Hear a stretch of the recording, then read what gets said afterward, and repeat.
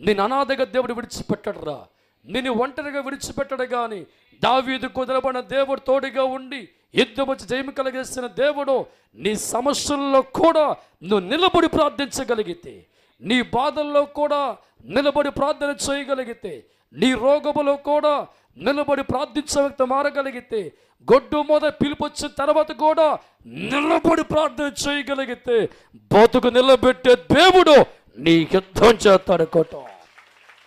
హల్లెలూయా. దావీదుకు తోడుగా వచ్చిన దేవుడు ఓడిపోయే జీవితం దావీదుకి ఇచ్చాడా?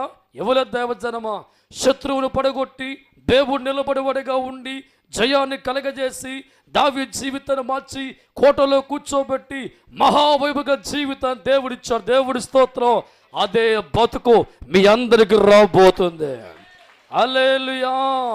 దావీదు జీవితాన్ని మార్చిన దేవుడు, దావీదు కుటుంబాన్ని కట్టిన దేవుడు, రాజుగా మార్చిన దేవుడు, జయాన్ని కలిగజేసిన దేవుడు ఎందుకు దావీదుకు తోడుగా ఉన్నాడంటే నిలబడ్డాడంతే. ఈరోజు నీ సమస్యను బట్టి కృంగిపోతున్న బయటికి రా. బయటికి పిల్లలకు ఏడుతూ కృంగు బయటికి రా.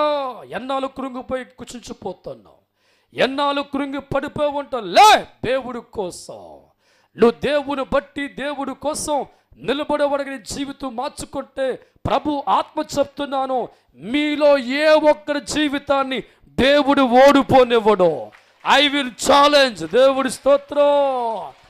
నువ్వు నిలబడలే కానీ నిలబెట్టే దమ్ము దేవుడికి ఉంది. నువ్వు నిలబడలే కానీ పిల్లలిచ్చే దమ్ము దేవుడికి ఉంది. నువ్వు నిలబడలే కానీ మహా అభివృద్ధి దేవుడికి ఉంది. నువ్వు నిలబడలే కానీ కోట్లప్పు కొట్టే దమ్ము దేవుడికి ఉంది.